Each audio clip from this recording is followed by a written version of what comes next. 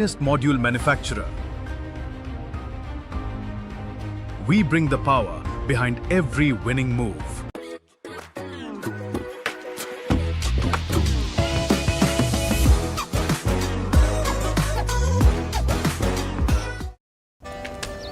Come on guys, hurry up.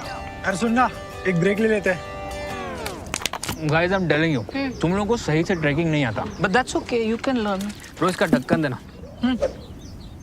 ये red वाला है, सही वाला देना. अबे ढक्कन. पहले तो सही पानी पीना.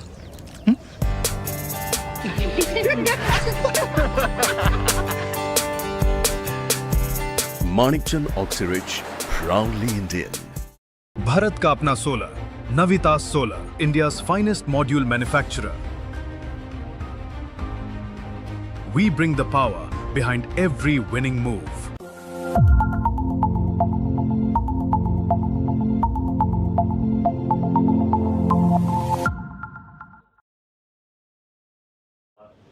Hello and welcome to the live broadcast of the Global Chess League. This is day 3. We are at the Royal Opera House. We have 3 exciting matches to cover, and alongside me, one of the finest players and commentators, Grandmaster Arjun. Let's go. All right, I am so excited to be joining you today, Harshit, for day 3 of the Global Chess League. We're going to be bringing you 3 top matches, and the first match of the day is going to be between the Ganges Grandmasters and the PBG Alaskan Knights. But first, let's take a look at the standings in the tournament so far. And we have 2 teams who have taken an early lead in this tournament, and they are Triveni Continental Kings, The Upgrad Mumba Masters. and today in the first match, PBG Alaskan Knights, as you can see there, is taking on Ganges Grandmasters. PBG Alaskan Knights, Irina, has lost both their games. They have, right? They're still looking to get on the scoreboard. Meanwhile, the Ganges Grandmasters did win their match yesterday evening against the Alpine SG Pipers, so they have 3 match points. But yes, this is a very key match for the PBG Alaskan Knights, because if they're going to make it 3 losses in a row, it's going to be too very much. hard Yeah. to qualify. And it's very important to finish in the top 2 positions in after the entire round robin event. So the format is that these 6 teams play a double.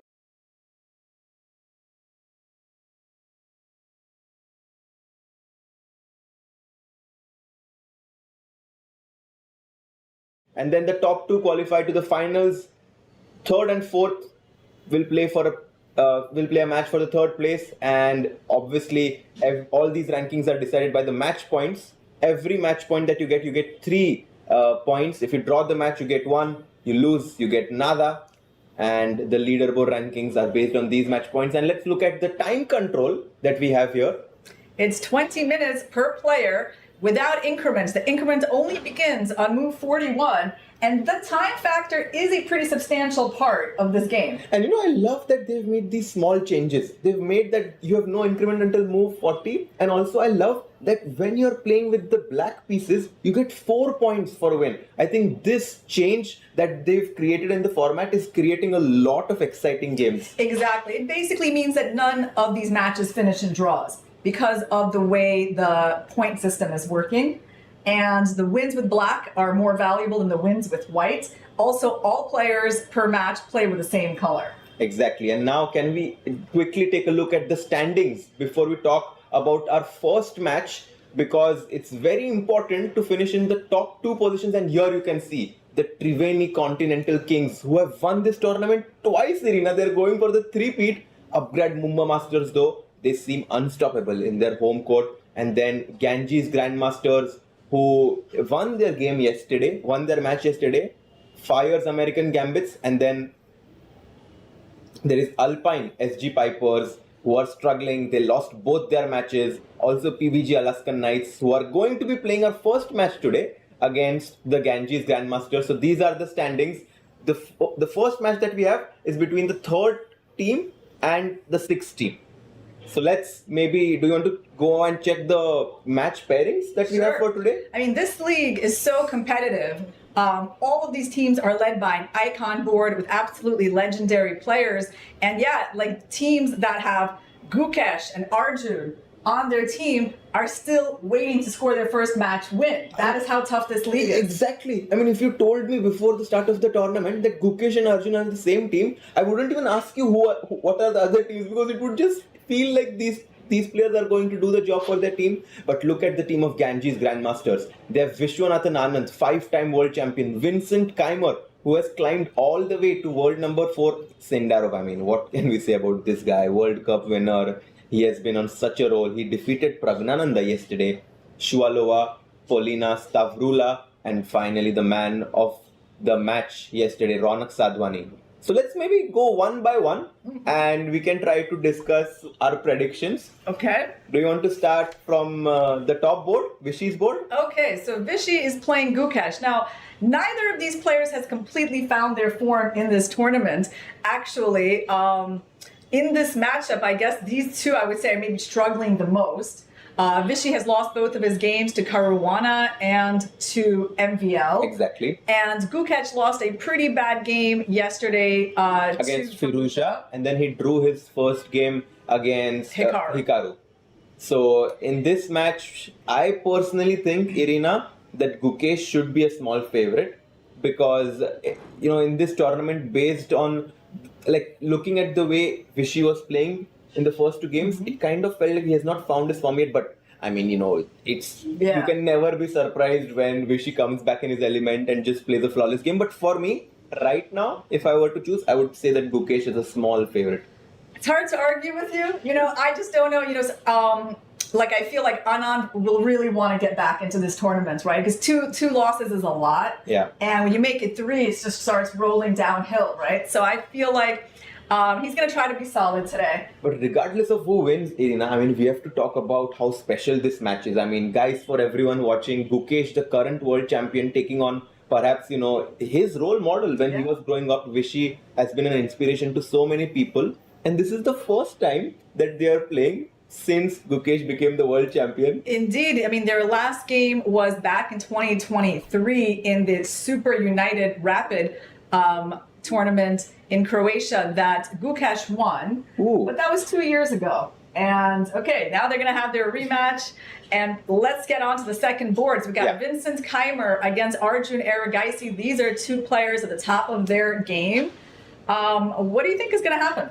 I mean, they had this crucial game at the Grand Swiss where if Vincent won, he would have qualified to the candidates. He couldn't do so. Arjun held. And, this is definitely going to be some sort of a grudge match for Vincent, where he's like, Arjun kind of stopped me from qualifying to the candidates. And I have a feeling that Vincent is going to try to push in this game.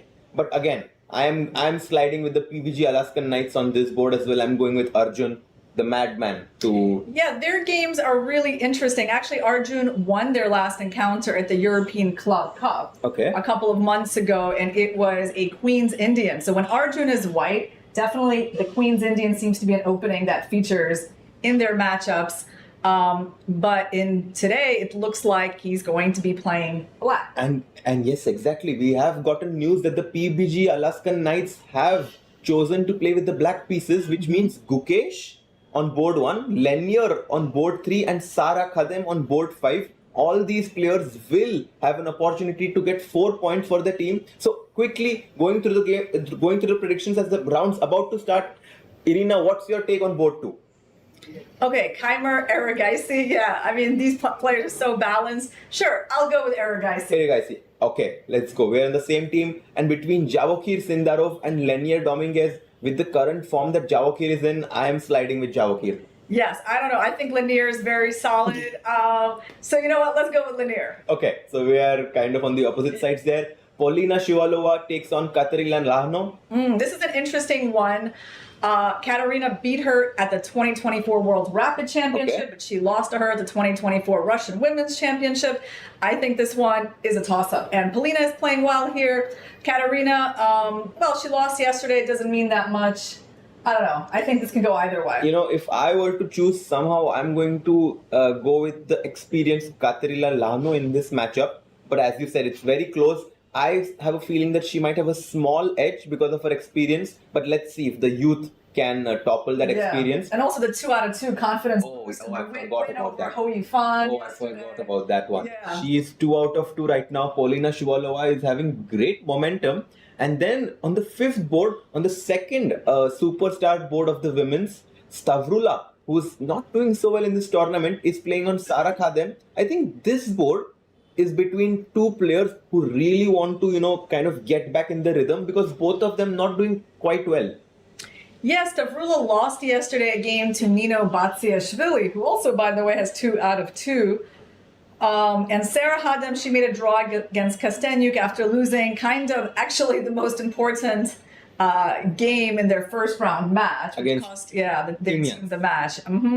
So I feel like, yes, this is a little bit like slightly similar to the Vishy versus Gukesh matchup in the sense that both players are still trying to find their form. I have not interacted a lot with Sara. I've seen Stavrula play myself. I've played some games with her. Quite talented. I personally think that she might be a small favorite in this one. And then on the final board, I think this is a very important board, as Ronak Sadhwani, who kind of had this, punchline victory where he came back after a tough loss, takes on Daniel Darda. It's hard to not pick Ronak in this game for me.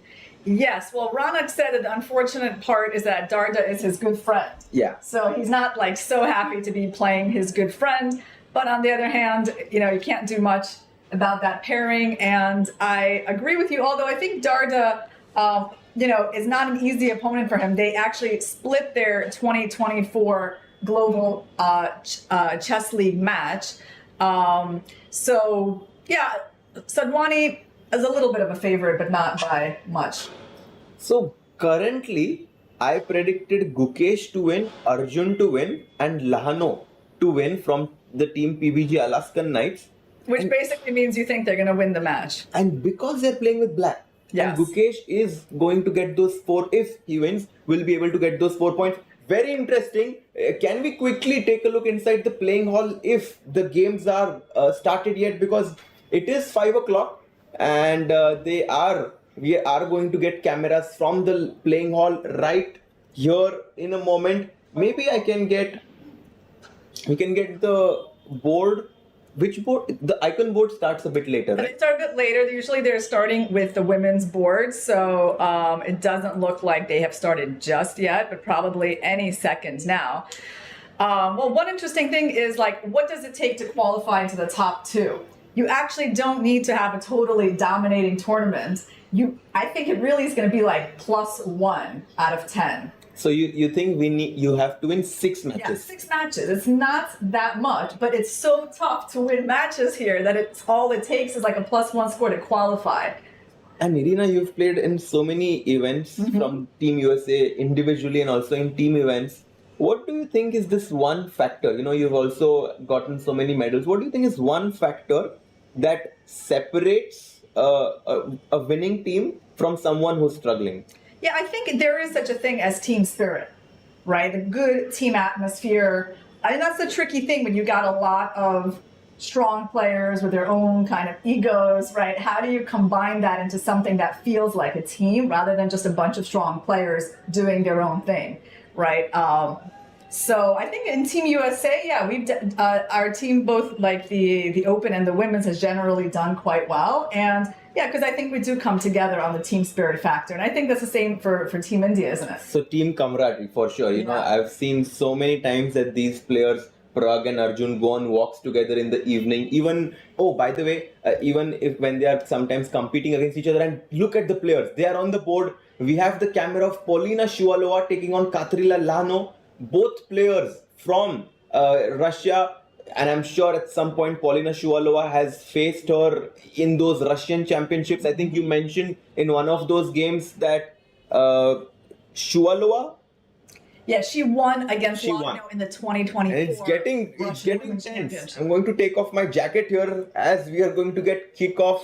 Yeah, it's just the tension, not the heat, right? And handshake. The games are about to begin.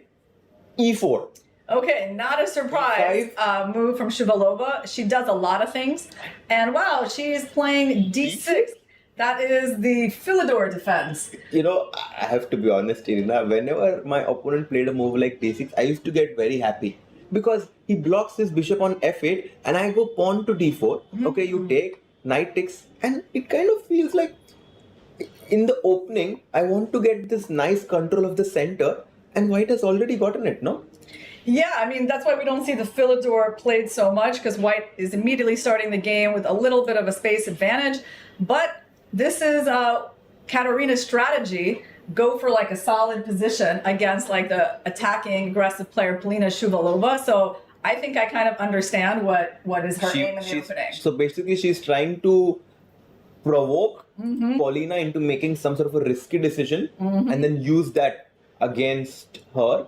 Yeah. I mean, her move e5 on the first move is what she typically does. But yes, d6 is the bit of the surprise that she has brought to this game. So here, it will be interesting to see how the game develops. By the way, I just saw in the rare camera that Arjun and Vincent's game has started. Yes, it has. Oh, look at this.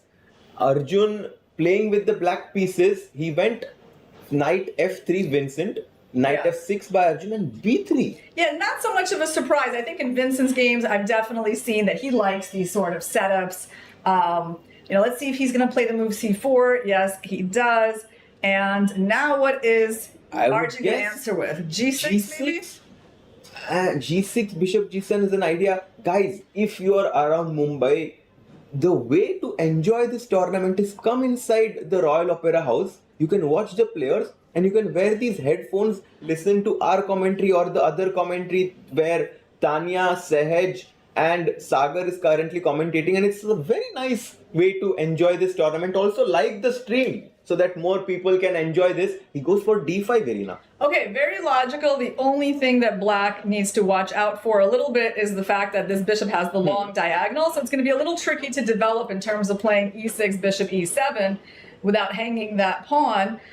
So I wonder how he's going to get around that. Like, is his plan to go f6 at some point and go for the e5 setup? This f6 e5 setup, the engine always recommends that you want to take control of the center, but I was always somehow afraid to play f6. But f6 e5, I was afraid that our light square diagonal will become weak, but I guess you'll place your bishop on e6. How about e5 immediately? Now that the knight is blocking the bishop, can we get away with that? Yes, he goes for it. Arjun takes control of the center, and in this tournament, guys, it's very important to take a look at the other games, because your decision, for example, move like e5, if he knows that he wants to be solid, he might not play e5. He might have just gone for e6, bishop e7, but of course, too early in the game, so the players don't have to make that decision yet. But the icon board, Irina, starts a bit later, and I'm sure it gives them time to look at the other positions, and I'm sure sometimes they've changed the opening that they wanted to play looking at the other positions. It's possible. It's possible. So let's see. Okay, Heimer has just played e3, which makes sense because he wants to preserve the idea of this d4 break. He might not play d3 for a while. Actually, maybe he wants to get his bishop out to b5 and attack that pawn. And he just takes the knight on c3, Arjun, and we have a kickoff in the icon board between Vishy and Gukesh. We have to take a look at what's happening on that game, and here we have the camera. Vishy. It was a Sicilian Khan, which actually is one of the things that I like to play. That was Gukesh's choice. And Vishy answers with a solid move, 5c4. Definitely. Very principled, yeah. Yeah, it's hard to get an advantage get a really fighting position against that as black without going into some sort of a hedgehog with, let's say, like queen c7. But he goes for bishop b4, which is threatening knight takes e4 now because the knight is pinned, so the queen defends that pawn on e4. Yeah, this is the kind of the equalizing line, I guess, if black wants to go for d5. But he goes for queen c7. So actually, Gukesh is not trying to go for straight equality. He wants to play a game, and that makes sense as well. Bishop e2. Knight c6. Challenging the knight.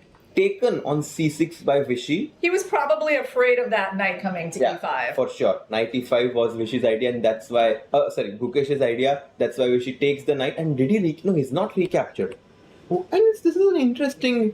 Doesn't this remind you of the Keimer Eredice game? Because it's kind of similar, this capture of the knights early on. Exactly, and he Yes, took with he the D pawn. Actually, just like Keimer captured exactly. with the D pawn. Yes. And now he goes for A3 Vishy, asking the question on B4, an important question, what will you do now? Because if you take the knight on C3, queen takes C3, this is huge for white. This is absolutely huge because if you take the pawn on E4, as you perfectly highlighted, the G7 pawn will fall. And the bishop on C8 is definitely a bad piece for black right now. If black gets E5, bishop E6, black is very happy. How about bishop D6? I feel like Gukesh should want to hold on to that bishop, and also, And he plays it. Irina, Yes. you are absolutely right. he doesn't want to step into that tempo bishop C5, B4. And also wants to stop the idea of F4 at some point for And white. castles. Arey, what a move. Yes, this was a good retreat by Gukesh. So now Vishy needs to figure out where his king is going. Does he play a move like H3 just in order to get castled? Or maybe there's some other plan where he can try to maybe even a move like G3 has certain points, but okay, he goes for H3. H3. Guys, tell us what are your predictions for this match. Do you think Gukesh will be able to defeat Vishwanathan Anand, or will Vishy's experience prevail? Very curious to know what you guys are thinking. H3 short castle by, and Irina, it's so nice to commentate with you because it feels like we are this pro very analysis mode stream. Oh, not King F1, right? Yes, no, don't Oh worry. yeah, I was like 1 second we're talking about pro moves, but short castles played by Vishy. Yeah, I like the way this game is going. Like for Vishy, it's a pretty calm development, right? This is kind of what I think he needs after all the complications of the last couple of days, like a symmetric pawn structure, solid. Black still needs to figure out a way to get that bishop out. So his development is more natural, I would say. So right now it's going in a safe, smooth direction. Not necessarily better for him, but just like smooth. So this will be interesting to choose which plan white goes for, because now rook d8 and there is a big threat. If you play bishop e3 by mistake, bishop h2 check will be a nasty one as your queen on d3 is hanging. I'm very curious. Do you want to check the Prodigy board? Maybe we can just quickly check the openings on all the boards. Okay, let's do it. And what a game we have here. Double fianchetto and Dardo Oh, showing man. some aggression. How recently did he just play Oh H5? boy. Can Wow. we just, what was the last move? So D3, D3? Queen D7. Maybe he's even going to try to castle queenside. Oh, Darda is just going for the kill. He wants to go for h4, knight h4, bishop h3, and no, this one is looking... Okay, but it can also backfire on black, right? Because white has not actually made any mistakes, right? So at some point, white's going to go knight d2 and try to play for e4. I don't think white has made mistakes to get mated so early in this game. but in rapid or generally in formats with fewer time on your clock, the side who's attacking, I feel generally has a practical advantage. He does go for knight to d2, and I'm somehow expecting Irina the move bishop to h3 or Okay. pawn to h4. These are the two candidate moves that come to my mind, trying to quickly launch an attack on the white's king. Yeah, so h4, you are provoking me To take. And I now, will. I won't take on h4 just yet. Yes, It's you'll my play idea. I'll here. play bishop h3. But maybe this allows white enough time to go pawn to e4. Yes. And So cover this square with the queen. Exactly. So something like that makes sense. yeah, That therefore the sacrifice is not going to work because there's no Stop. queen g4. exactly. So knight d2, a very nice move by Ronak, preparing pawn to e4. Daniel is trying to evaluate whether he can sacrifice his pawn. What? It's interesting because white has made very standard moves for this position and black less so, right? So I'm still feeling like, I like the way that Daniel is playing for the initiative, Yeah. but I feel like white should be able to fight back against it. In terms of the opening, I think Daniel should be happy with the position he's gotten, but Ronak should not get very nervous. Just bishop h3 played, by the way. Okay, very logical. And now he's threatening to go h4. So he does not sacrifice the pawn, but for sure h4 idea is going to be recurring. And look at this, very smart by Daniel, looking behind on the big screen at just taking a glance of what's happening on all the other boards. Let's also do that because there are some games we did not look at. This game between Javokhir Sindarov and Lenier Dominguez, board 3 Wow. will be and look at this, we have the camera. What an amazing production that we have here. Can we see what's happening on this game arena? Okay, well, it looks like Lanier has sacrificed a pawn. Uh-huh. He has a massive center. White has a pretty terrible locked out knight on h3, an undeveloped bishop. I gotta say, it looks like black has the advantage because, I mean, he's just gonna castle. And one plan in the future could be like some sort of invasion On the C line. C2, right? I don't know how White's gonna get that knight into the game. How did this happen? Yeah, I was going to say it feels like black played like 4 or 5 extra moves. How did this happen? What opening? Oh, was so this? it was very similar to the game where Arjun also played d5, Yes. takes e5. Okay, Like so then this back. is English opening, a3. Now, the one thing is you don't want to play this move too fast because White's already threatening b4. Mm-hmm. So yes, g6 is the supposed correct solution. I remember studying this recently, Arjun. Okay, h4. Wow, bishop so I'm going to g4. learn something. Queen b3. Okay, bishop g7. So Not support the pawn on b7. wow, just sacrificing that pawn. All right. Okay, this was, definitely something Some prep. Dominguez had cooked back home, and now bishop d7, and again repeating, and then Sindarov says no draw, knight d4, knight e4, bishop b3, and that's how the bishop landed there. The knight got kicked back. Yeah. Knight So c5 looked tempting there, but he chooses to come back e5, and this is the all live right. position. Let's remember that I put my money on Lanier. Oh, So man. let's go Lanier. But yeah, he's a very solid player. You can't just beat him by like this naked aggression. Like he took the b7 pawn, but Lanier is prepared. Yeah, and also one thing I would say that this position does look very good for black right now, as the pawns, it seems like black has this spatial advantage. But at some point, that pawn on g6, at some point if white plays this move pawn to h5, just kind of ask the question whether you want to take the pawn, you want to go g5. Of course, more often than not, you always play g5. But there could be some weaknesses when you overextend your pawns like this. Short castles played, and you see, the Indians don't like this move.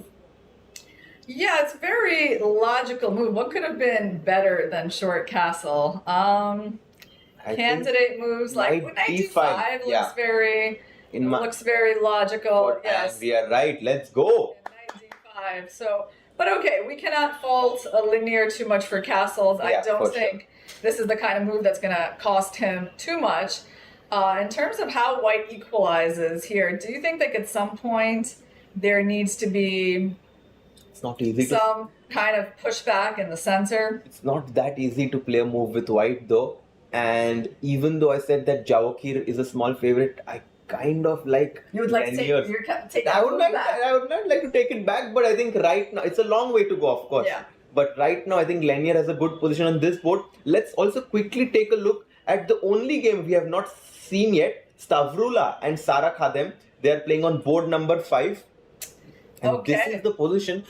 Today we got on these English amazing openings. English openings, imbalances, the knights on d7, e7, white's knight on e3, f3. Yeah, we are seeing some positions with like space advantages resulting from the opening. Uh-huh. And in this one, well, it does look comfortable for black. Honestly, I don't know what this bishop here is supposed to be doing. And we got the pawn on d3. Black will try to improve this knight to c6 eventually. And I would like to ask a question to the chat. If black plays the move pawn to g6 here, it's a terrible move, absolutely terrible move.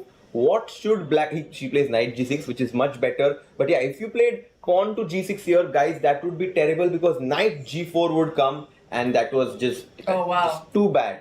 Too bad for black. You cannot create such weaknesses. Knight g6, and what's the first move that comes to your mind? Let's say it on the count of 3. H4. 1, 2, yes, exactly. Pawn to h4. It's interesting move. The problem is the knight He's coming has to somewhere E5, to yeah. go. Yeah. Yeah, he's coming to E5, and I think the next move is just rook FD8 and then knight E5 and Yeah. threaten the pawn. So yeah, I mean, it's a little unpleasant for white, where you basically look at your position and you realize there's nothing to play for except hope to equalize. You know, as soon as you explained this concept of rook f8 and knight e5, I am completely with you that black has equalized, if not more, and the white bishop on g2 is surely worse than the bishop on b7, and I think that's why black has gotten a great position. So Alaskan Knights looking good on this board. Let's go back to the icon board.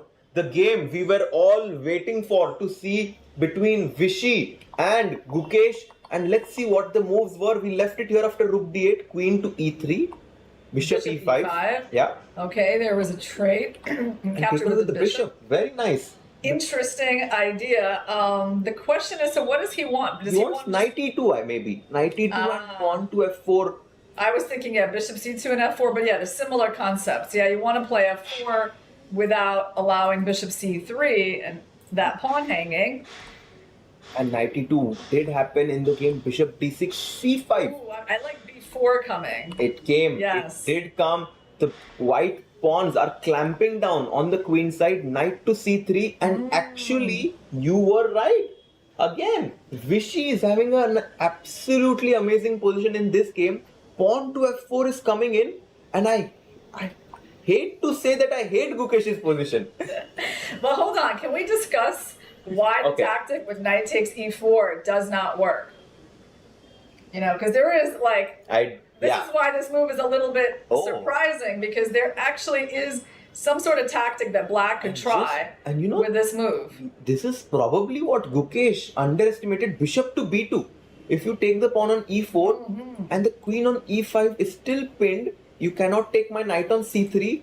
And Vishy very alert to find this tactic. Yeah. You were very alert to understand that the pawn on e4 was hanging, but he did not take the pawn. What did Gukesh play? So he's realized the pawn was kind of poisoned. He goes for a5. It makes sense. Yeah. Did we just go bishop b2? No, he goes rook b1. Interesting decision. Yeah, he decides to keep the rooks on the board because bishop b2 is also possible. Sort of possible, but you know, I guess he just didn't want to allow the trade of too many pieces over here. So he went rook b1. Rook b1. By the way, guys, let's notice still like the poor position of the black bishop on d7, which is really black's main problem, in addition to the space disadvantage. So importantly, there are no infiltration squares for the black rook.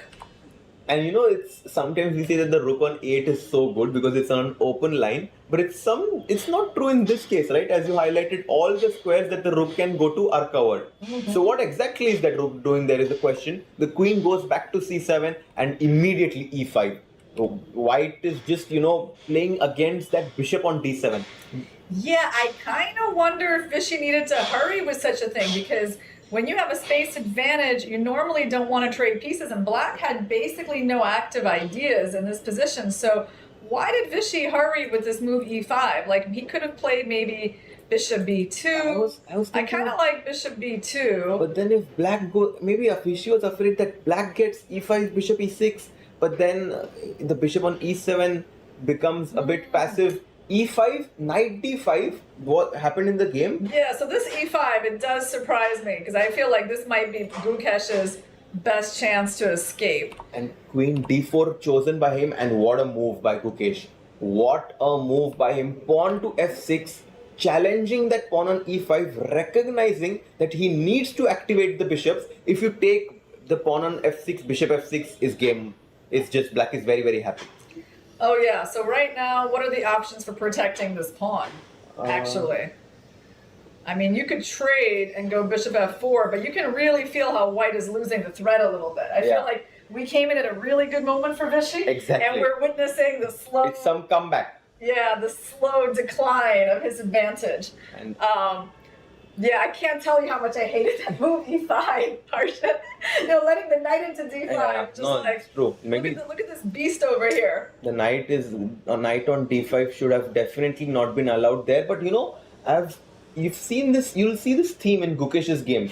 Sometimes he'll be positionally worse, strategically he'll have some problems, but he'll always find these active counter plays. And here you can see this move pawn to f6 that was played by him, and what a nice full screen angle that we have here. Two of the best chess players from India pitted against each other, pawn to f4. Yeah, well, I'm overall feeling more nervous about his position, and now I start to see the contours of how actually Black could take over a position like this in a rapid game. Like, it's not actually problematic yet, but he's going to get stuck with like a weaker pawn on e5, and A very nice move by Gukesh. Yeah. Bishop to e8. My bad bishop is now going to become a good bishop. Bishop g4, f5. wow. I don't okay. like that move. I really don't. Kind of nice for Vishy that he provokes that f5 move, because at least it stabilizes things and takes off the attack on the e5 pawn, and also doesn't let this bishop on e8 improve. So I think that can at least make Vishy a little bit happy. But Yeah. still, this knight on d5 is such a powerful piece. So right now Vishy is kind of playing for two results. Are there any interesting games? Actually, can we go to the Prodigy board? Okay, Irina, let's because go. very interesting position on that Wow. board. Look at this. Black managed to play h4, take the pawn on g3, and I mean, if I just looked at the position without even the bar, I would say that Black is doing really well. This is such an unusual position because, you know, Black is attacking with these three pieces. Meanwhile, he has an undeveloped bishop. It is move number 15. He hasn't developed that bishop, hasn't castled the king, and yet the eval bar is favoring Black a little bit because of the progress that he's made on the king side. And knight g5 is the only idea that I see for white in this position at some point, and Black should probably just go f6. And yes, what a nice move by Nice. Daniel. Okay, also though, there is a time situation. Right now they're on move 15, and Darda is at 7 minutes and 36 seconds. I mean, 5-minute gap between them is pretty substantial. So right now, if we can do a roundup, right now, which team has an advantage, Rina? Well, if we go by... To icon board, Yeah. we can say it's around Balanced, equal. yeah. Vincent's game, what's happening on that game actually? Let's take Vincent a look. versus Arjun. Okay, so we have this end game, which is certainly man. not any worse for white. Vincent, I have a feeling Irina is going to put a lot of pressure on Arjun on this board. So we can say that He's Vincent better. Yeah. is currently in a small lead. Okay. What about board 3, Lanier's game? Okay. Wow, this one is explosive still in nature, right? Black has a bishop pair. He's down a pawn, but that pawn on e3 is definitely worth a pawn and more. So he did try to break out with the move f4. f4, knight d5, coming into that weak e3 square. I mean, you have to sort of feel like Black has better chances here based on the weaknesses around the white king. On the other hand, Jabo here has a bit of an edge on the clock. That is going to be important. Like yesterday, Lanier basically had a really good position against Vidit, but just not enough time to convert that, and it ended in a draw. But he's at move 25 now, so he's only got 15 more moves to make. Hard to predict how this game is going to go. Around balance, I would say. So in the top 3 boards, I think the team Ganges Grandmasters with white has a small edge. Let's go to Polina Shualova's game and see what's happening here. Okay, so she has also a big edge on the clock. They are on move 21, so Katerina Lagna has to make around 19 moves in less than 5 minutes. Man. Not easy, especially given the complicated nature of this position. It's not like an end game here. And when you win 2 games in a row, and you, no matter what position you get, you just feel like, somehow I'm going to trick my opponent. And generally the players who play fast, they play fast because they are believing in their calculation and intuition. And Paulina is definitely believing in herself right now to win her 3rd game in a row. She's the only player from Ganges Grandmasters to win both the games, and I think she's going to win the 3rd one right now. You think so? Yeah, I mean, her chances are good with that time edge and the position. And Queen h4, best move, Irina, as you highlighted, played by her. So actually on boards 1, 2, well, I'd say 2 and 4, the Ganges Grandmaster is doing well. Is there any board where the Alaskan Knights have an advantage. Let's go to board number 5. Well, maybe Daniel Darda. Yes, Darda is the one actually. And Solikidu has seriously improved her position as well. She got rid of all her terrible pawns and opened up her bishop on g2, invaded with her rook. So things have turned around in Stavrula's favor. We thought there was no chance. How did this happen? How did this happen? B5 and C4. Sara tried to equalize in a forcing fashion, and maybe this allowed White to open up her position. So c4, yeah. I guess, was an unfortunate move. So, your pawn on c5. Why is it a bad move? Because your pawn on c5 surely better than the weak pawn on d3. And when you allowed White to trade, this improved White's position. As Little tactic. Oh, nice, very sharp Stavrula there. If you take with the queen, which happened in the game, the knight on d7 falls. Rook takes a7, but White still should be careful, because a move like queen to d5, let's say, or queen to c6 does put some pressure on this diagonal. And I wouldn't say that White is better. I think Black has very good compensation. Okay, I agree with you. There's a lot of play still ahead because of the activity, especially on the c file. And you Like, can't what move even do you play? you can't even go there because there could be something like bishop d3. Like, you probably have to play you have to find some tactical way to solve these problems. Well, maybe rook a5. a5 is one. Yeah, but- rook a5 is probably a good move in this position. And they're gonna go queen b7. And maybe now queen b3. That's the way. Queen e2, yeah. Queen b3, Or queen yeah, b3, queen b3 yeah. or queen e2, and rook a5 played. So Stavrula is actually trying to convert her extra advantage. By the way, Ronak has kind of managed to stabilize his position right now. He sacrificed a pawn. Okay, let's take a look. Okay, he's traded the queens, Wow, so what he's a decision. not going to get mated. Still Look at ahead that. of the clock. It's move 22. So he sacrificed a pawn. That's not that great. What exactly is giving White compensation? Because that bishop on f8, the knight on c4 is beautifully placed there. Black can never kick it with this move pawn b5 because of that pawn on a4. And this, I like this idea Maybe by this- Ronak. Also, knight h4. Yeah, and maybe he's playing split fast. those squares. He's feeling it. He's Well, feeling it. He's still, though, in the compensation stage. There's like very little chance of White winning this game. With the clock ticking, if White gets control of the h line, knight h4, let's see what move he's about to play. Rook h1 played, Rook h8, back, and rook h1. and rook h1. Okay. And Daniel falling low on the clock. So bishop e7 is the obvious move. And actually, I know this is an interesting game, but we have to go very quickly to the icon board because it's a crazy position right now. Look at this, Irina.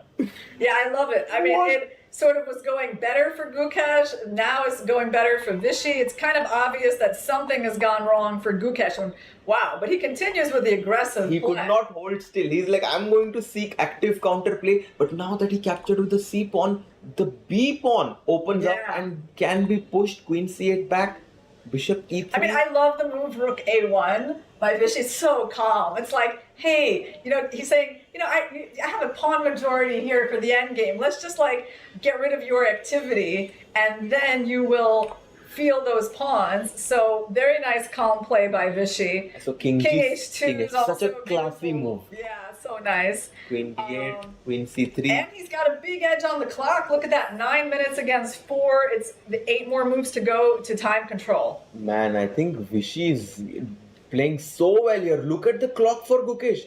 Dipped below 4 minutes, and and B5 is about to come. Yeah, that's the thing. White's plan is pretty simple.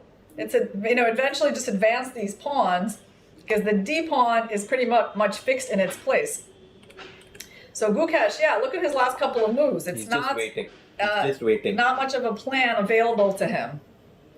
So this could be a good chance for Vishy.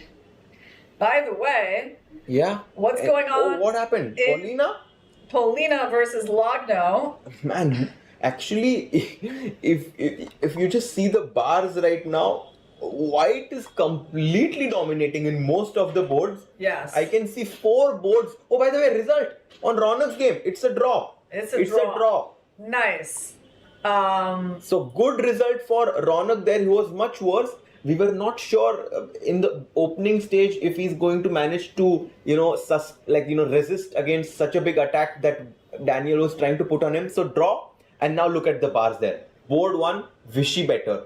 Board 4, Paulina close to winning, you were showing to me. And it feels like currently the Ganges Grandmasters are doing quite well. Yeah, it's very nice when you see 5 eval bars in a row in one direction, right? I mean, it doesn't mean they're going to win all these games, but surely one of these games can be won, right? Yeah. So let's see. Let's go actually take a look at Shuvalova versus Logno. Okay. So a bunch of things happen here. Lots of pieces on prees. So white made a capture. I guess using the pin over here, you can't take the bishop back.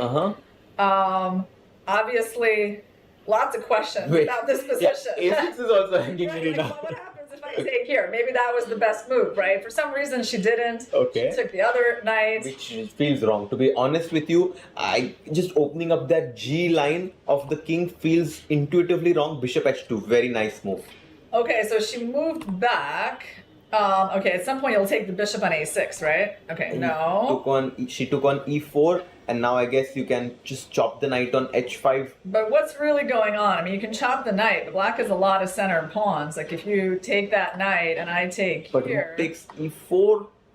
Your king is so weak, yeah? Yeah. Still, this knight is not True. very good, but And she comes back bishop to f1. She wants to Okay. keep the bishop pair.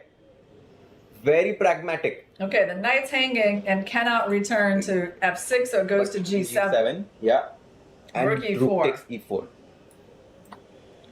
Okay, so what is happening here? Oh, the engines hate this move somehow. They hate it. But why? Is there Bishop e7. No, not played.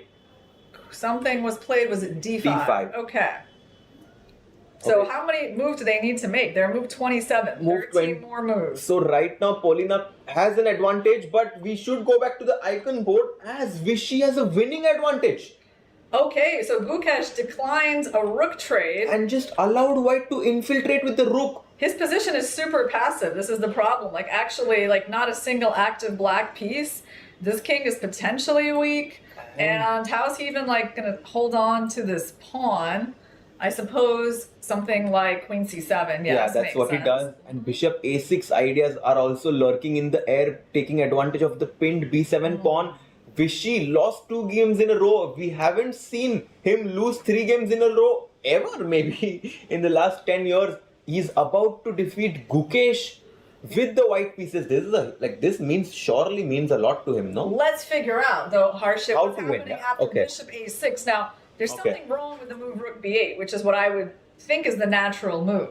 Maybe b5. Can I just advance? Oh, wow, you're And just c6. coming up, yeah. And That's it. No more pressure No on more- that pawn. Yeah. That's powerful. All right, can Vishy find it? He's got 6.5 minutes for 5 moves. That's a lot of time. It's a lot of time to win this position, Vishy. For sure. And look at Ronak there, sitting in the dugout. In the back of the camera, you can see keenly following what's happening on the other boards.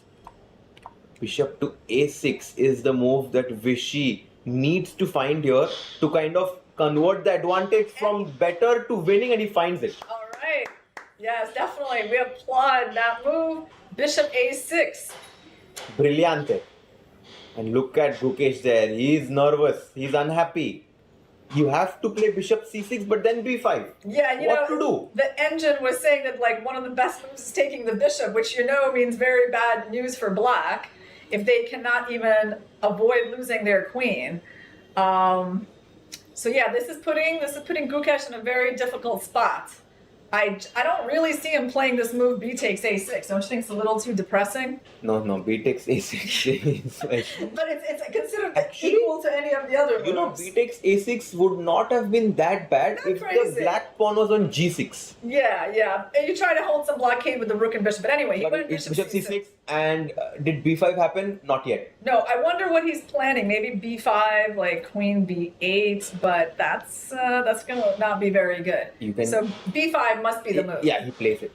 Vishy, this is definitely one of Vishy's best games in this tournament. b5 attacking the defender of the b7 pawn. He's feeling confident. Do you feel that? What happened there? Yeah, I think. What happened there? Was it Queen B8? Yeah, that's what I thought. He takes on Oh B7. man, what a Wow. move! Vishy! And look at Ronak, so happy there. He's like, Vishy is in my team, I don't have to worry. If you take with the bishop, let's just show Just the C6, pawn to I think. C6. C6, yeah, defending the rook. And if the bishop moves, the E7 bishop falls. This is vintage Vishy. Wow, that is a beautiful move. I don't know. I feel like there might have been other ways. Like I was thinking about B takes C6 in this position, but that immediately blunders. Okay, so bishop takes B7, the right move, and now on queen takes A7. You I just guess take- just bishop C6. Also, B takes C6 is so good, yeah? Actually, wait. There's Bishop also takes a rook rook here. is hanging. Like, There's actually no. bishop takes rook, Yeah, and this then is- take this pawn. That Yeah. might be the cleanest because all the pawns collapse. The whole Yes, that's the real problem for And- Gukesh. bishop B7, what was the move? Rook C7. Rook C7. Okay, let's try to guess Vishy's next move here. What will it be? Intuitively, it's B6. Bishop okay. takes C6. Ah, Gives actually- up the rook on A7. Okay, nice. And it was the best move. Brilliancy. Gives up the rook pawn to B6. And those two passed pawns are surely going to roll down the board. Bishop D7. Yeah, and that's who's it. going to stop the C pawn from being a queen? Yeah, that's No right. one. And he's playing this very quickly and confidently, isn't he? Not really hesitating at all. Yeah, it's That was really nice to see. and you can see the excitement that Vishy has. He goes pawn to F4. No, G4. Yes, pawn to G4. All right. I mean, I kind of wonder if we can just ignore No, it. Go don't take. C6. Yeah, some queen Yeah. H8 checks you don't want to allow. Right, C6. There you go. C6, yeah. Remember, this is not a check that black can do productively. Because there will be a counter check once the queen captures. And Yeah. just moments away from Vishy defeating Gukesh, the current world champion, queen to H8. Okay. Desperately trying to find some checks. Okay, the problem is we probably just go C7, don't we? Or bishop takes E6. The question is whether you want to, bring in your bishop for the defense. Is it worth it or just C7? Yeah, no, Vishy is like, let me get a new queen. It's going to help me much, much more. Has Gukesh has made the Oh, time by the control way, play in 2 Jawakir won. seconds. Jawakir Sindarov gives Ganges Grandmasters the first victory. As you can see there, Lanier lost. Oof, man, things looking from bad to worse for the PBG Alaskan Knights. Let's come back to the camera on the icon board. Vishy, Making C7 a and queen. queen. Yeah, new queen on the He's board. gonna be up a piece. Queen H4, Queen G3, H4. some tricky business, but not really. Okay, yeah, we don't want to somehow allow G3. What's he gonna do? Okay, he has some time. He has 4 minutes. Take the rook on A3. I'm sure Vishy will take the rook on A3 Really? Why? and come back queen And C3. just Queen C3. Okay, Yeah. You that's will. pretty calm. You want to just make sure no tricks happen, and I'm guessing. I guess the funny thing is this is not even like a threat. Oh I mean, no, that's the he thing. bishop takes E6 Yes, because G3 is not a threat. There's no check on A1. and resignation. What a win by Vishy. Yeah. Clutch. Yes. Big win. Vishy 64. I love it. I love that number. Man, that's for a reason that we call him one of the greatest chess players from India, and why he's an inspiration for so many people. And more results about to happen. Polina Shuvalova completely winning. Okay, let's take a look. She's up a piece. Totalmente. This is over. Yeah, the guess there is not really a way to promote that pawn. Yeah, she. But, Lagno's trying to be tricky. The C2 pawn still offers a little bit of a chance. The problem is knight B3 is not really a threat. Yeah, and you can see Vincent there shaking his leg. He's anxious to see the result on this one. But Paulina is like, don't worry, guys. I have everything under control. Knight to E2. So basically, the Ganges Grandmasters, they already got 2 wins. So the score right now is 8-2. Only thing is Stavrula is losing. not doing so well. So, okay. So Sara will actually give the PBG Alaskan Knights 4 points. 2 seconds, 1. Knight F6 check, and Polina Shuvalova. Makes it 3 wins in a row. for the Ganges Yeah, and Grandmasters. she- She's like the MVP of the team so And look, far. she's so excited to see the results, and she's going to be very happy to see that her win, seals the victory for the Ganges Grandmasters. Their second victory in a row. By the way, let's go to the last game remaining, where Sara Khadem is trying to give the PBG Alaskan Knights some points. Oh, guy, they only have seconds left, both of them. Seconds left. 7 seconds for Sara. 4 seconds. I think the board has stopped updating, so all Yeah. we can do is like look at what is happening there. Who is winning in that position? Yeah, and There's- this is the it's a live rook board. Rook and knight end game, isn't it? Yeah, and it's Okay. equal. Again, Sara, who was winning, messed it up, and Stavrula is holding. So this was a very bad round for the PBG Alaskan Knights. No win. Yeah. On 6 board. Well, Ganges Grandmasters, they had a very good match for sure, and Stavrula's kind of activating her rook a little bit. Anything can still happen. I mean, they got seconds.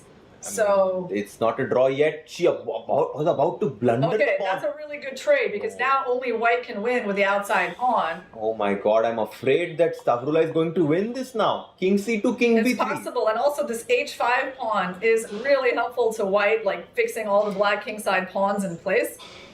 Oh man, what a tough day for the PBG Alaskan Knights. She's trying to create a passed pawn with Okay, f5. I would have just played king b3, but all right, let's see what happens. Knight, where's the knight G2. gonna go? G2. King b3, and it's a race. This will be a race. Yes. a4, and black should just chop that pawn off, in my opinion. So probably still a draw, but black is not worse because I think black can just take that pawn. She Black should have didn't take taken it, it. though. She should have taken that pawn. Because Oh. now the knight is a very bad defender of the pawn of blunder. Blunder. Oh, she What a miss. blundered the fork. So sad. But maybe it's still a draw. Maybe still a draw. Wow. What is happening on this game? Mistakes with few seconds on the clock. Knight Tricky. g2. Yeah, that was so sad for Stavrula to blunder the A pawn like that, her pride and joy. And now it looks like and she's Sarah going is to going lose, to yeah. win this game. Yeah, it's very hard to come back emotionally. But knight h4 check. Oh, Sarah also blundered a pawn. Oh man, what's and they just happening? agreed Draw. to a draw. Okay, well, I feel like that's fair. Okay. Okay. It was too much for me to watch. So many I knight think, forks. yeah, I think when White gave away the A pawn, it was so heartbreaking, you know? Yeah, no, So this was... what happened? So she played G6, G6. walking into the fork. Wow. Wow. Yes, the And players... Stavrula is like, what was this game? But finally, guys, after all the dust has settled, the score is 12-3 in the favor of Ganges Grandmasters against the PBG Alaskan Knights. A thumping victory by them after losing their first match. They won two in a row, Irina. And the big news of the day is that Vishy scored his first win here in the Global Chess League against the world champion win. Gukesh. I think that is going to be really important for his confidence going forward. I'm very happy for him. Polina Shuvalova continues to score for the Ganges Grandmasters, making it 3 in a row. And yeah, it was just a very nice team effort. Yeah, so this was, the first match that we had today. This puts Ganges Grandmasters in a very good spot to, catch up the leaders right now, who are the Mumba Masters and the Triveni Continental Triveni Kings. Continental Kings. Exactly. And after this match, the second match of the day today, Irina, is between Triveni Continental Kings and Fyers American Gambits. And what a match we are going to have on that game. That's Ali gonna Reza. feature Ali Reza versus Hikaru. That's going to take place at 6:30 in around 45 minutes. Both of these teams already have wins, but if the Fyers American Gambits can defeat Triveni, they're going to catch up to them. So they're going to be very motivated, and we are going to break down all the action for you guys. After we come back from the break, we will tell you our predictions for the second match of the day. See you soon.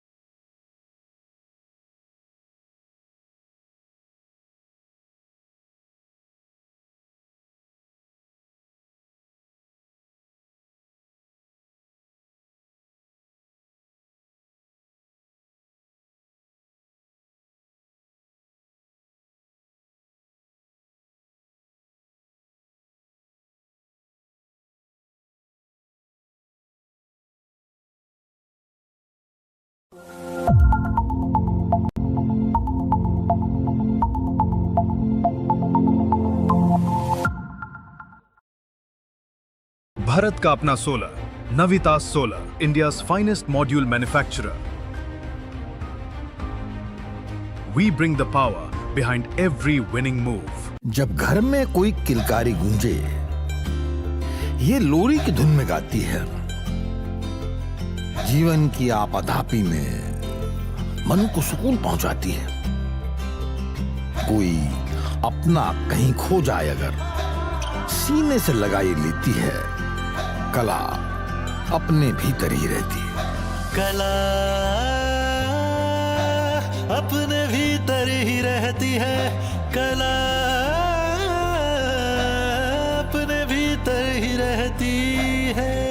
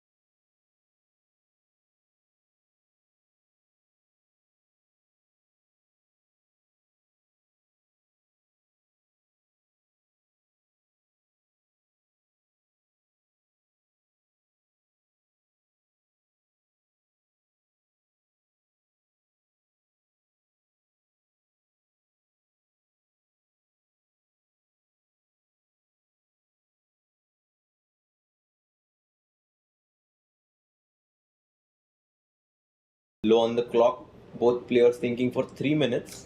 Yeah, it's not for the fans of Shakhriyar. This is not like the funnest position to see out of the opening, because you know that his creativity is going to be limited with the queens off the board like this.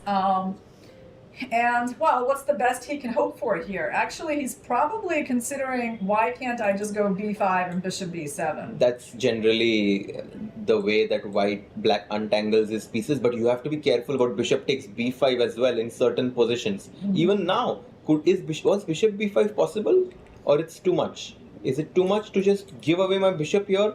A takes b5, knight db5. These tactical ideas are surely in the position, as the black king is still underdeveloped. Wow. It's admittedly not that easy to stop that fork, is it? Yeah, it looks a bit unpleasant, and these ideas for sure need to be calculated. I would say Prague is playing for 2 results in this game. So how do we get that bishop developed? Oh, we're about to see. Did he just play bishop b4? He does go for bishop to b4. Yes. Okay, bishop b4. I mean, not a move that solves all the problems, and it kind of invites rook ac1. I'm looking at rook ac1 as white here for sure, so that I can capture back on c3 with the rook. I quickly want to take a look at Leon Mendonca's game on the Prodigy board, because games and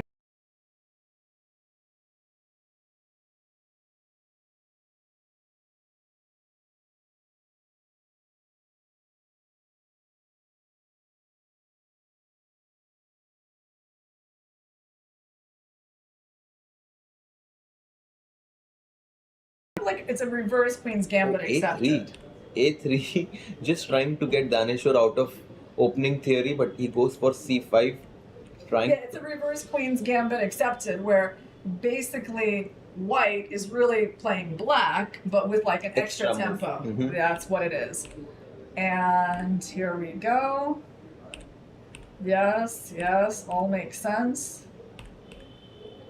But I guess playing black instead of playing white, even with an extra tempo, is... And Irina, it might sound crazy to you, but this game is actually a very important game for Upgrad Mumba Masters to strike on. And the reason I say this is because if you look at the position of Pragnananda, if we can actually go back to Prag's game, board number 3, you will see that Shakhriyar is actually in some strategic trouble here, as this bishop on e2 reroutes itself to f3. Very classical approach by Prague here, exchanging the queens, going into the endgame against someone who likes tactics. This reminds me of his game against Gukesh from this year. There was a game in 2025. At the Tata Steel. Perhaps it was that. I can't remember exactly where it was, but there was like a symmetric pawn structure to this one. Also an endgame, and also a position where Gukesh kind of struggled. I think it was probably some kind of a Nimzo Indian. And Gukesh, struggled there and eventually lost. And I think it might have even been a game from like round 1 of the event. And knight b6, from what I see, was chosen by Shakhriyar.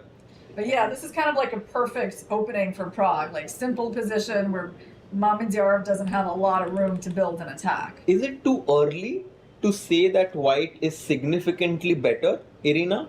Or we can already make that call? Yeah, you can make that call. I mean, I suppose bishop f3 is going to get played. Yeah.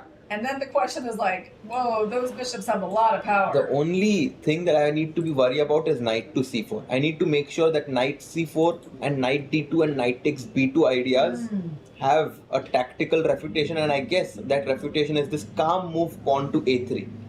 Probably it is this move pawn to a3 asking the bishop on b4 a difficult question. Knight e4 also seems possible.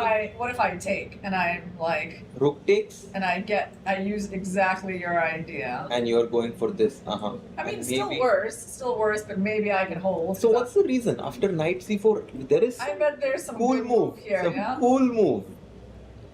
It could even be knight e4. Knight e4, but takes knight d2. But takes rook takes c4. c4 is the idea. But on the other hand, I'm not so sure, because you can take this guy. So guys, do you see it? What's the move here? White to play. Wow. Tricky. I mean, I don't think it's Tricky, rook tricky. c2 It because is again not. the problem is bishop c3. I mean, there needs. I think if the evaluation is so high, there is some tactical idea. Knight a4. Knight a4. Oh, you are right because knight b6. Yeah. Nice spot, Irina. Knight d2, knight b6. Oh la la. Yeah, well, I would say this is a nice opening For Prague. So did bishop f3 happen? Let's see. Okay, right now he's It still happened. thinking. Yes, it happened. And rook e8 happened. Okay. Bishop f3 and rook e8. So why does he go rook e8? He wants to go e5, e4 and shut down the bishop. Okay. Correct. He wants to somehow just, activate that bishop on c8. So, okay, Prague doing quite well. Let me quickly check if there is another interesting position. And we can maybe quickly take a look at Howie Fan's game. I think this is definitely a very exciting clash between two of the best players in the chess history of women players. Okay, so d5 was played by Humpy, a move that the engine doesn't Like immediately love. knight e4, sacrificing a pawn. Howie Fan does Kind of not. It's yeah, probably not really a takeable pawn because yeah, black pieces are it's going to too come much out. development. So knight c3, bishop to f5, and just a calm Maybe move. now I wonder if you can take. Okay, she goes bishop e3. Yeah, and Howie Fan is thinking about her next move, and definitely at some point this idea of going queen to b1 is going to be in the air. Oh, that's a cool idea. Quite unusual. It's just asking the knight on e4, just forcing the knight on e4 to make a decision, because if you take on c3, the white just has such a good structure, especially because the bishop is not on e7 but on a7. Exactly. This is a game changer. Because it sort of looks okay for black, except that That this bishop, exactly. Yeah, quite out of the game. Yeah. And rook b1 next, the pawn on b7. You can never play p6 because that's going to shut down your bishop on you a7. don't have like pawn on c5. Actually, you can't even go knight a5. Yeah. That's actually important too, because if the knight could go True. a5, maybe things wouldn't be so bad. So So Howie some, Fan doing well. some Prague strategic doing well. problems for Humpy here. All right, let's take a look at Anish Giri. Anish, yes. Well, did we say this game was going to be a draw? I think we did. Yes, we said this game. I wonder how that's going to play out. Our prediction. It looks as if we are on the money here, as it's a completely symmetrical endgame with two rooks and a bishop, pawns on both sides. I think this game is going to end in a peaceful result. Okay, but let's see how is Fabi doing Fabi. against MBL. Fabi. There's been a queen trade. It happened very early in the game in a kind of unusual square Queen a5. on a5. I've never seen that idea. Yes. So let's see. Bishop c4 takes on f1, and king e7, king e6. Very typical idea. Yeah. So here's the thing. This square is weak, but the knight is far away from it, and it cannot really move because of that pawn. Such a nice point that you made, Irina. If the white knight reaches d5 on that outpost, white would be significantly better. And that's why rook d5, but the position doesn't seem dangerous for black when there is a rook on d5. Still, okay, he Knight uses the d2? rook to guard, and he wants So to... rook b5 now looks very logical to me. Rook b5, right? Yeah. No moves He's yet. thinking, what move are they on? Move 21. The accuracy, by the way, 98.3 by Fabi, 98.6 by MVL. He plays king to e6 and stares at Fabi in the eye, asks him, what do you want, Fabi? Where is the knight going? If you go knight c4, I might even play pawn to f5. Yeah, I mean, white sort of has a nice looking position, but he's tied down to this pawn with both of his rooks. And do you think black wants to go f5? I think for sure. Yeah, f5 isn't too scary because we With could go f3, f3. yeah. And I think we need to start putting this knight like on c4.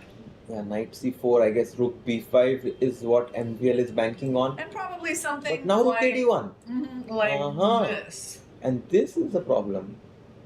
Or is there a better move in this position Oh for us? man, bishop to b6 is a fantastic idea. Wow. Oh, that's Wow. What a move. okay. I kind of see what you're doing. So This is such a nice idea. So that rook takes d5, e takes d5 is a check. and then you win the Bishop bishop. on c7. But what if And I? if you take bishop takes b6, rook takes b5. That's the idea. And our knight finally reaches that square on d5, but the engines But are laughing yeah, at me. It's laughing because of this little tactic. Ay, ay, ay. So there's Just knight b6 knight immediately. b6 immediately. Yes. Or Wait, just no, or is it? rook d6 check. Ah, you got it. You got it. Yes, yes. And this is some ways that And then like this, yeah, and now extra pawn. yeah, this is very good. So let's come back to the live position, and I think this is a trick actually. You press here, bam, and we are there. Oh. Thank you for teaching me that trick. So now knight d2 and no moves yet. No, there are moves. King e6. Okay. King e6, Yeah. and I feel like something else Oh, play because Prague. Bobby is thinking. Can we go to Prague's game, Irina? Okay. There is a big moment on Prague's game, and I think we were completely right that Pragnananda might just defeat Shakriar in a very smooth fashion in this endgame. e5, knight drops back to b3, bishop f3, e4, mistake. Bishop comes back to e2, bishop e6, knight d4. It's a painful position for Black because he's committed himself with these pawns. Now he can't even move this bishop away. And you never want to take that pawn on a2, guys, because whenever you take that corner pawn on a2 or h2, b3 is going to trap your bishop. Kind of reminds me of that Fischer sacrifice, bishop takes h2. It would be just too bad. And if you don't do it, what do you do? Because rook c7 is also coming in.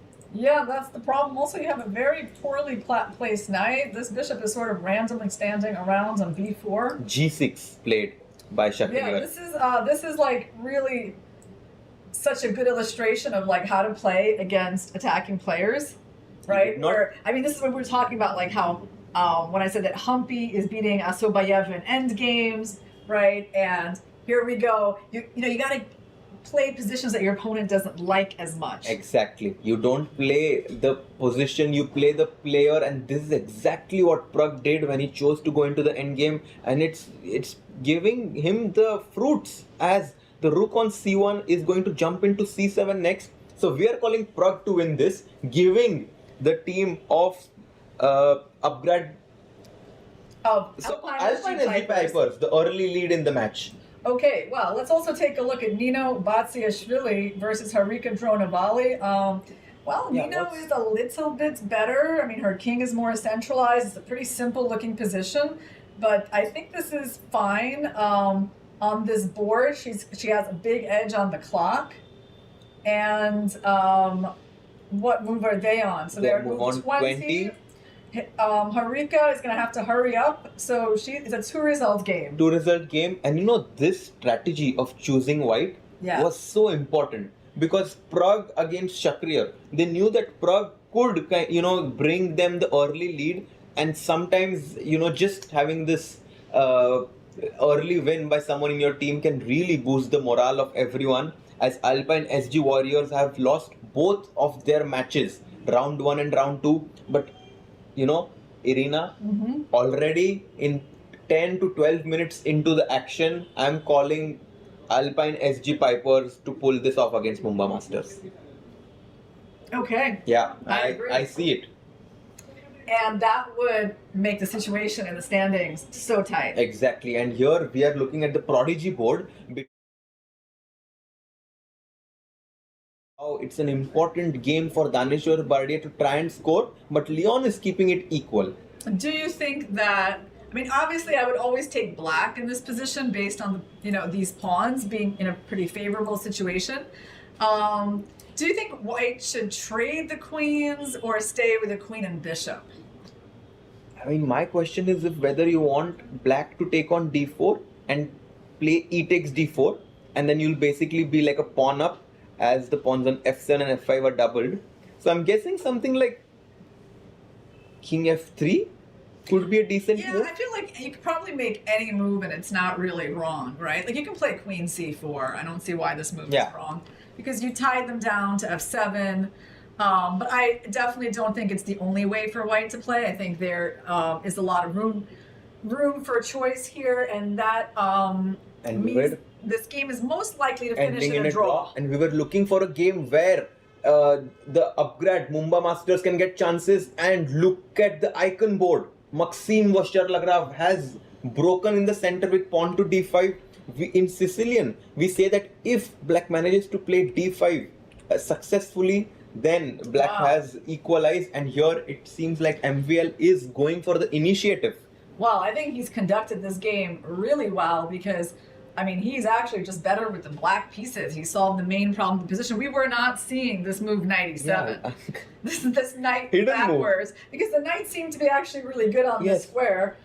So we didn't notice this idea, but he simply gets rid of the backwards pawn with the exchange. Great Now his idea. knight is amazing. You know, f5 is on On the cards, top, yeah. on top, yeah, and in fact, f3, and he he's might have thinking.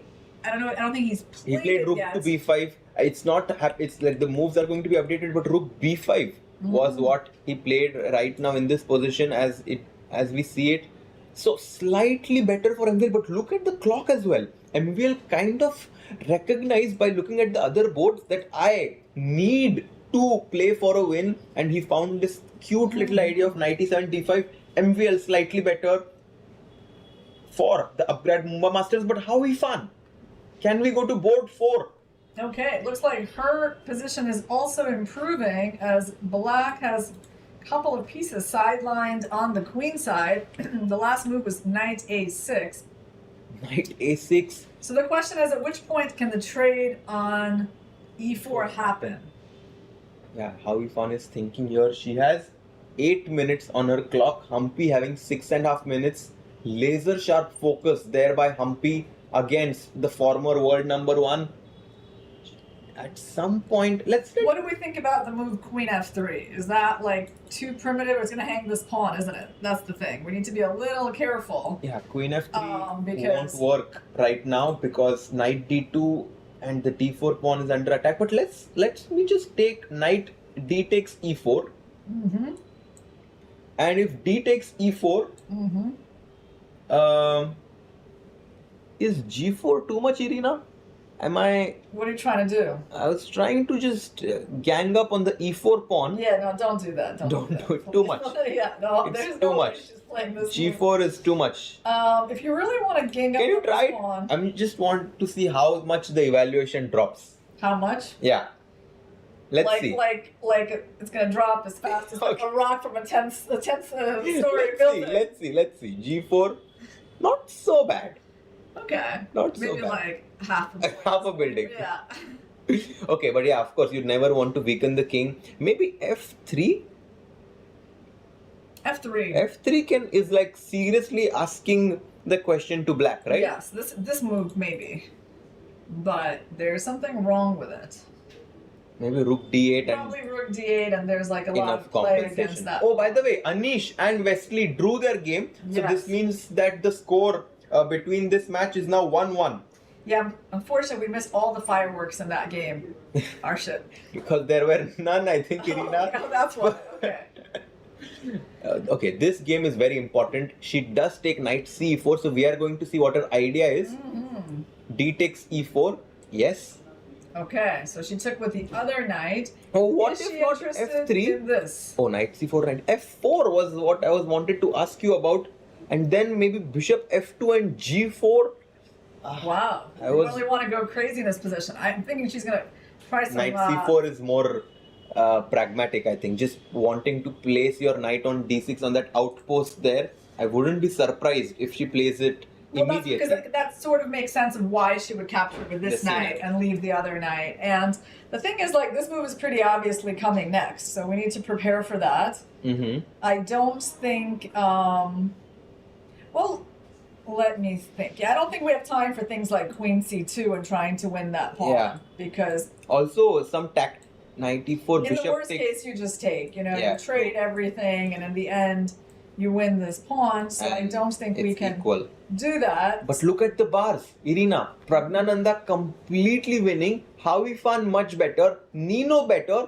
And who is going to bring home the 4 points from Upgrad Mumba Masters? I don't think anyone. It doesn't one. look like it from the positions we have right now. It's looking good for Alpine SG Pipers, which makes sense because all the teams in this league are supposed to be really good. So no one should just lose all their matches, right? It's only a matter of time. Yeah, for sure. Before they start winning. But all of a sudden, you just need this one breakthrough of a match to completely turn the whole tournament in your team's direction. And we have focus on the game of How Ifan and Koneru Hampi right now. Less than 5 minutes for How Ifan. Yes, white is better, but still, it's not like strategically better. And she's getting a little low on the clock. She still has 20 moves to make in 4.5 minutes. She has really struggled with the clock, I think, in a lot of these games. Kind of the consequence of not playing so much. Well, let's see. Is the move knight c4 a good move here? Yes, it appears to be pretty good. She should just do it. She's been thinking for like a minute and a half. And she takes knight e4. What? Huh, she wants to go g3. What is the tactic? Okay, knight takes, bishop takes g3. Oh, wow. Winning back. Okay, that's a cool idea. That's a nice move. She's gonna have the bishop pair. Still some advantage. Yeah, Okay. I actually like this move. Seems practical, but Nino Batsiashvili is much better. She was. Anyway, as she just made a big mistake. Okay, is g3 on the board? Yes, Not it is. yet. You're separating the queen from protecting the bishop, so queen h3 is going to happen. Because black might as well get a pawn out of this. Yeah. So let me just quickly round up. We have one result. It's 1-1 between SG Pipers and Upgrad Mumba Masters. On the icon board, it's around level between Fabi and MVL. Prague on the third board, completely winning. How Ifan. This is the game we have on the screen right now. Much better. And I think that's it. That should seal the match for Alpine SG Pipers if things go in this direction. G3, queen takes h3.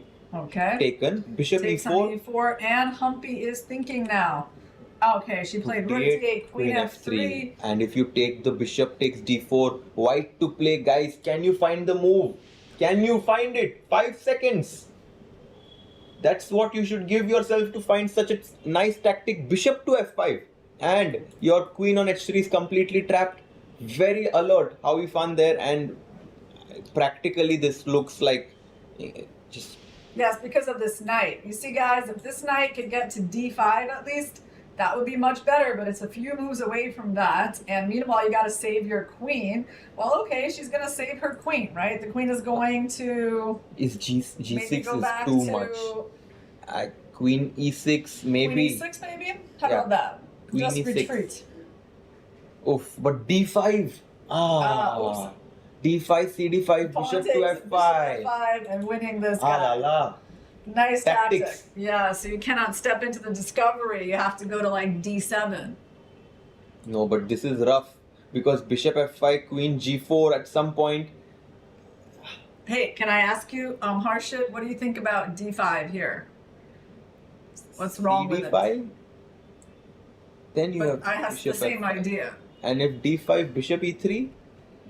Yeah, I was hoping for this stuff, but there's no reason Maybe to. bishop f2 yeah, and there's it's bishop complicated. f2, right. But let's come to the live position as rook d8, queen d7 back. It has been played. It happened. Your move. Okay, maybe just rook d1. How about that? Simple chess. Oh, by the way, can we quickly go to the game of Fabi and Maxim, as Maxim has taken over the initiative because of the last mistake by Fabi, pawn to g4. And he takes the pawn on a5. Best move by him. 6 moves that Fabi's got to make to move 40. This is the game we needed to make the match more exciting, to spice up the whole situation. And MVL has taken a pawn on a5. If you take fe5, what's happening? F takes e5. I guess. Takes on c4. Takes on c4. B takes. But no, then it attacks the rook. Cannot take the knight on c4. Rook h2 check, maybe I can throw in between.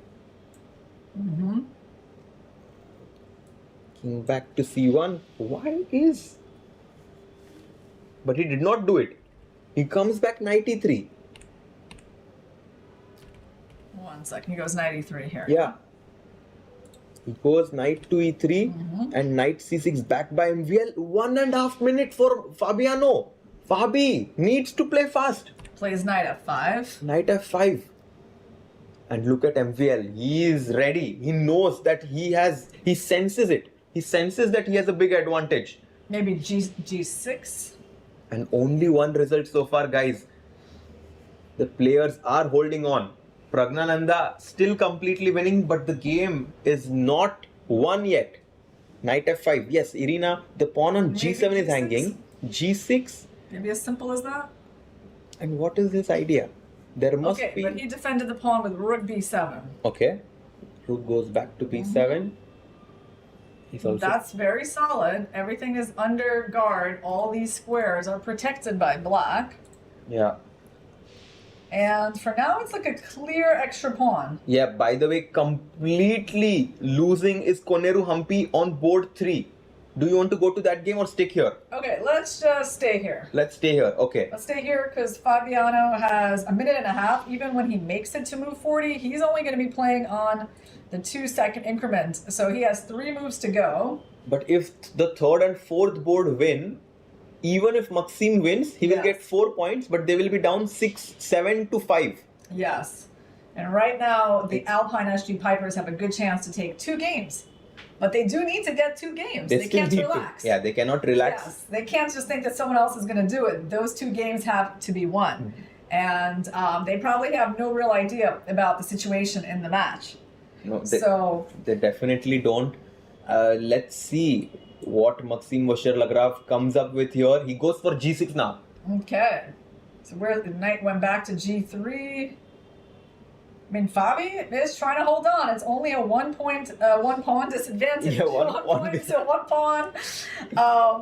You know, he might. Do you think he wants to go f5, and maybe even capture with I a do pawn think and so. get that kind of square? Perhaps. I do think is so. An idea. Yes, but I also think that g5 is going to be a deadly idea with white to put pressure on that f6 pawn. Okay, nice invasion. Rook h3. And MVL is still, wanting to know the results on the other games, but MVL, it's clear. You have to win. That's the only way your team, Upgrad Mumba Masters, can have any chance to make a comeback in this match. All right, let's just take a little look at Hoi-Fan because they don't have much time. There is not much time, also not much to look at right now for the black pieces, as moves like bishop takes h6 are very tempting to my eye.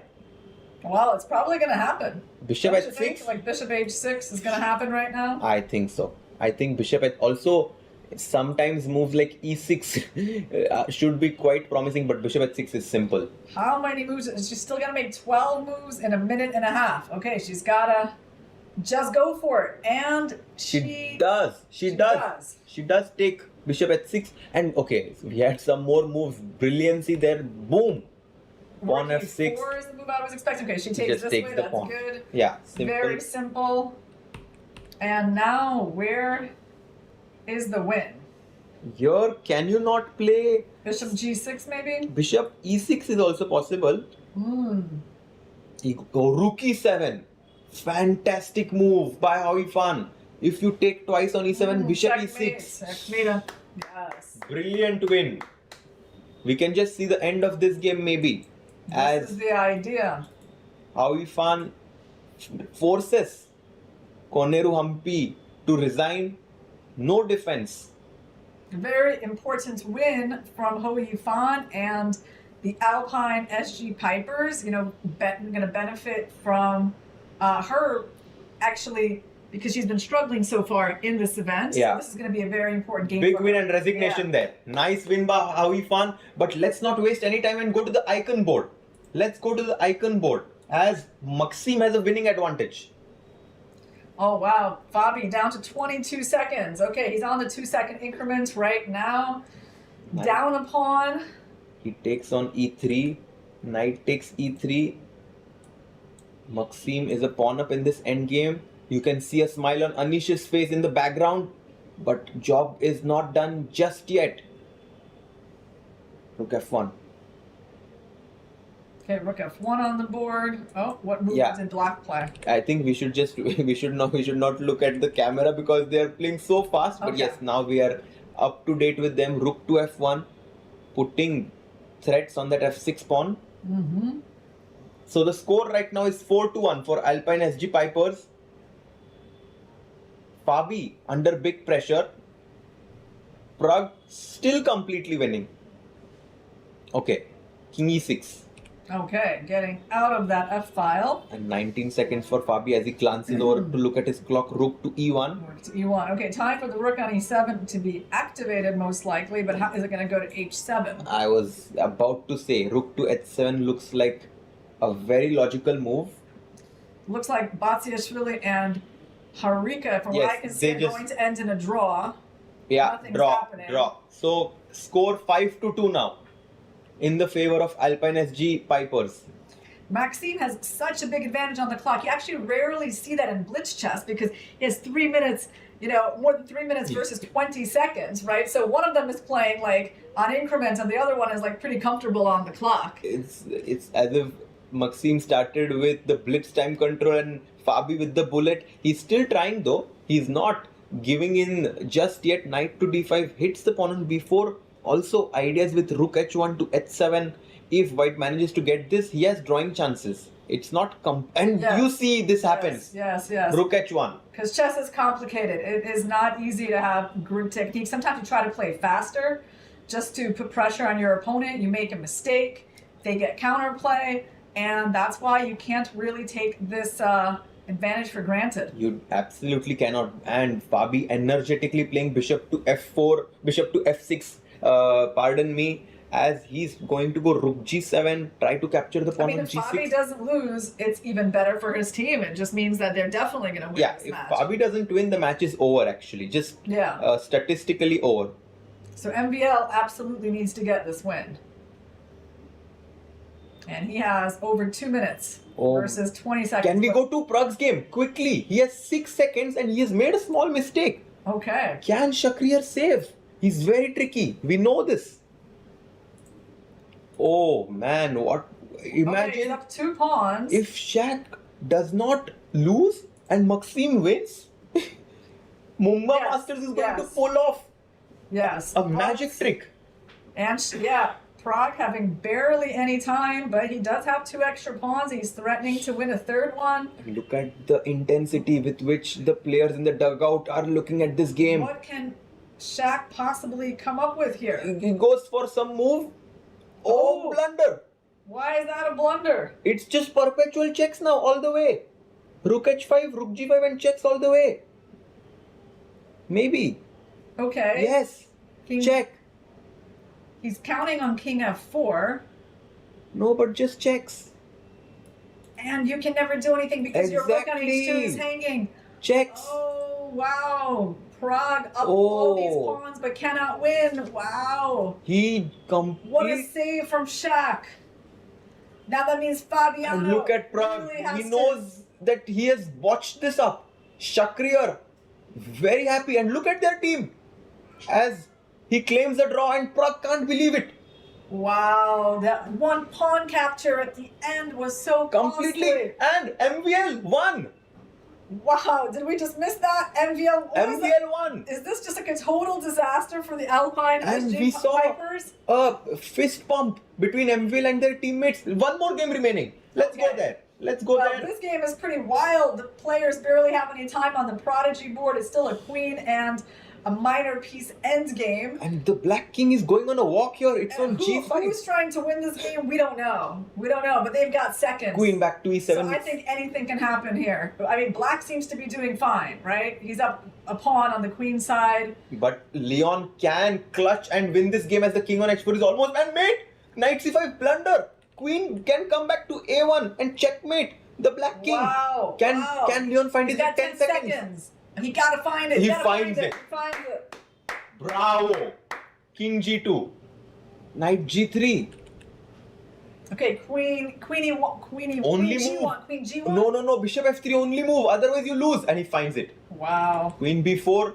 Queen f6 is check and mate on the board. Wow. Oh, that's so sad. What a game. For What a Danish match, Fire. Irina. It came down to that. It came down to it, and this is how SG Pipers, Alpine SG Pipers wins the match against the Upgrad Mumba Masters. That is so crazy. Like, it looked like everything was going for the Upgrad Mumba Masters. Like, they got the win from MVL. They got the save from Shakriar Maminzyarov, right? And Everything was working in their favor, Irina, but and Bardia just needed to not lose. exactly. And we felt like he was the one who was trying to play for a win based on the match scenario. How could he have predicted Shakriar to save that game? He had to take risks in his own game, and it unfortunately backfired as his king on h4 got checkmated. Yeah. What a way to finish the day, Irina. So the Alpine SG Pipers managed to get 2 wins in this match compared to the 1 win given to the Upgrad Mumba Masters from MVL on the icon board. Yes. And those final seconds that we just witnessed between Leon Luke Mendonça and Bardia Danishvar were the key moments that actually they ended in a checkmate to the Black King, and that's how SG Alpine Pipers get on the score table. They get on the score table, and here we can see the leaderboard after the conclusion of day 3. 4 teams with 6 match points: Triveni Continental Kings, Ganges Grandmasters, Upgrad Mumba Masters, and the Fyers American Gambits. And finally, on the leaderboard there, with a joyful victory by Leon Mendonça, Alpine SG Pipers are on the leaderboard, but the PBG Alaskan Knights still struggling with 0 match points. But it's a long tournament. They just need 1 match win, Irina, to get back in momentum and potentially try for the top 4 spots. Yeah, well, the big story of the day is that the leading teams, they both lost. They both lost. They were not able to continue their momentum. This league is very competitive. It's featuring such legendary players that it's not that surprising that this was a day of upsets. Yeah, I mean, after upsets, we need to finish this day off with a dance move, Irina. What is it going to be? We didn't practice. We didn't practice. We need to freestyle. You know, We need to freestyle something. You know, I like to prepare, Harshit. So No, maybe we can have prepare, no. maybe We have prepare to for like a future. No. It's now. Why don't you show us your dance moves, and I will see. We if I can just copy do it. something simple. We can do. How did Arjun's team do? They did not do well. So maybe we can do this. Which one? This is what Arjun does.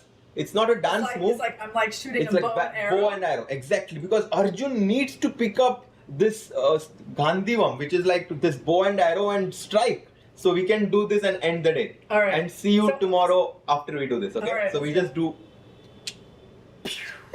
See you. Some moments deserve something extraordinary. Melted Joy's limited edition assorted box. Crafted dark chocolate, naturally sweetened, made to share, made to savor. Celebrate the game. Celebrate yourself. Sir, आपका goalkeeper से लेकर the ball तक के पीछे का secret क्या है? Secret नहीं, ताकत। मैं स्टेडियम को मजबूती से खड़ा करने वाली स्टील से इंस्पिरेशन लेता। APL अपोलो स्टील पाइप्स, देश की बढ़ती ताकत। Proud sponsors of alpine SG pipers. Mumba, new champions of season 2015. Table tennis season 6 winner, Mumba GG.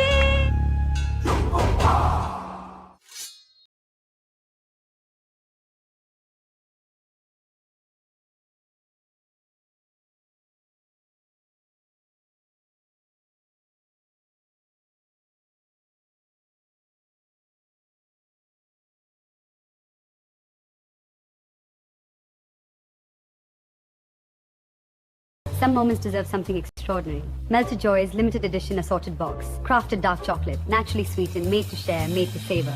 Celebrate the game. Celebrate yourself. Sir, आपका गोलकीपर से लेकर दी बॉल तक के पीछे का सीक्रेट क्या है? सीक्रेट नहीं, ताकत। मैं स्टेडियम को मजबूत। Some moments deserve something extraordinary.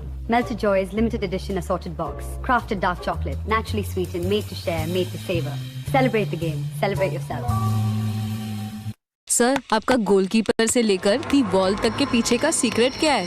Secret नहीं, ताकत मैं स्टेडियम को मजबूती से खड़ा करने वाली स्टील से इंस्पिरेशन लेता। एपीएल अपोलो स्टील पाइप्स, देश की बढ़ती ताकत। Proud sponsors of alpine SG pipers. You Mumba, new champions of season 2015. Table tennis season 6 winner, you Mumba GG.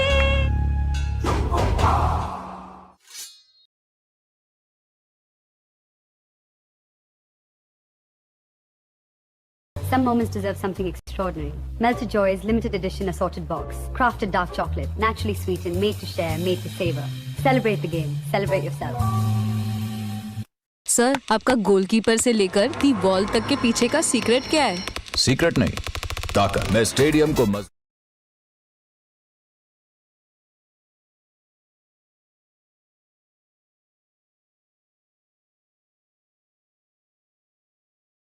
Some moments deserve something extraordinary. Melted Joy's limited edition assorted box. Crafted dark chocolate, naturally sweetened, made to share, made to savor. Celebrate the game. Celebrate yourself. Sir, आपका goalkeeper से लेकर the ball तक के पीछे का secret क्या है? Secret नहीं, ताकत मैं स्टेडियम को मजबूती से खड़ा करने वाली स्टील से इंस्पिरेशन लेता। एपीएल अपोलो स्टील पाइप्स, देश की बढ़ती ताकत। Proud sponsors of alpine SG pipers. You Mumba, new champions of season 2015. Table tennis season 6 winner, you Mumba GG.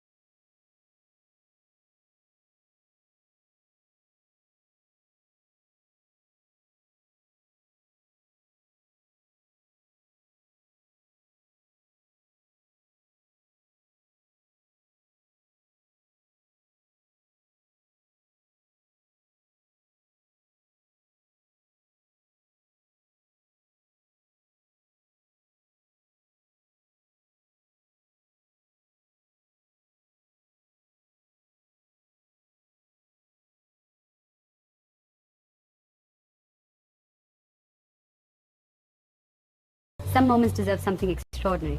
Melt